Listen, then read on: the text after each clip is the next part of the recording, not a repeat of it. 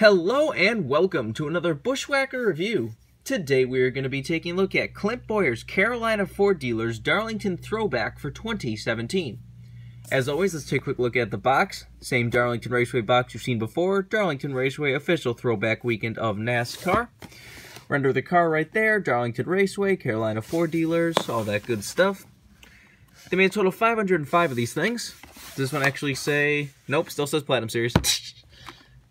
I don't know why they half the times get that right and half the times don't, but whatever. Here is the car itself. A throwback to Mark Martin's Carolina Ford Dealers Busch Series car. Not Jeff Gordon, Mark Martin.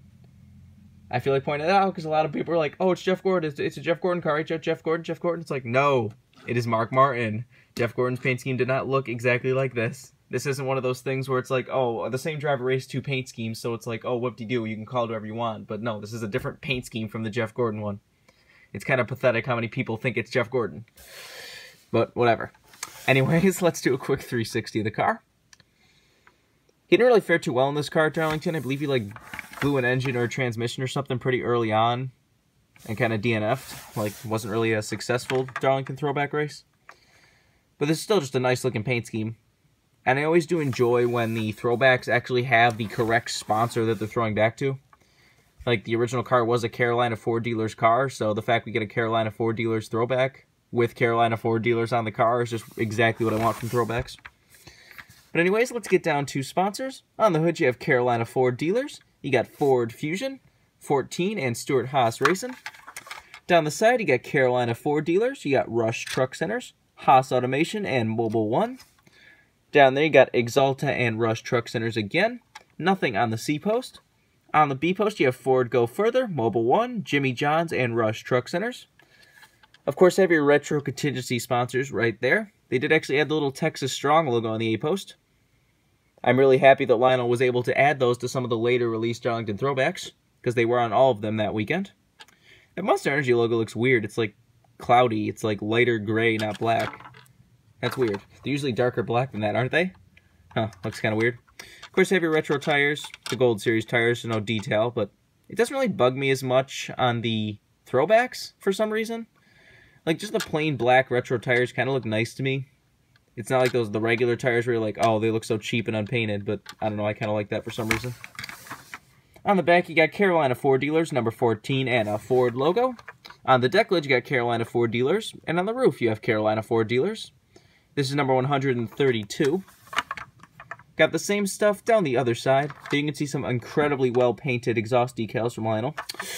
Whatever. Let's take a look under the hood if it wants to open, which it does not. You got Powered by Ford, Mobile One, Haas, and Carolina Ford Dealers. There's the engine detail if you want to see that. Obviously no trunk, no roof flaps on a Gold Series. There's the underside of the car if you want to see that.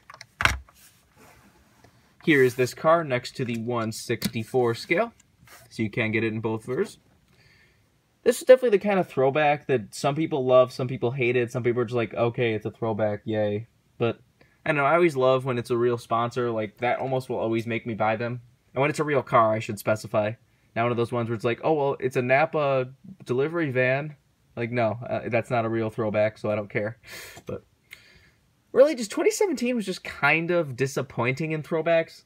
There was a few good ones, but like 2016 was just such a great year. Like all but two cars had throwbacks. It was just really nice. And then somehow they went down in 2017. Had a lot more party pooper without throwbacks. Just had like, they weren't bad paint schemes, but just like less of those like, holy shit, that's awesome. They're running that paint scheme. It's like, oh, I guess that's kind of cool. Oh, that's kind of an interesting paint scheme. It's like, it just was kind of boring last year. I mean, already for 2018, they already kind of seem to be decent so far. We've only had two revealed so far, which was Brad Keselowski and Kurt Busch. As of recording this video, I'll specify.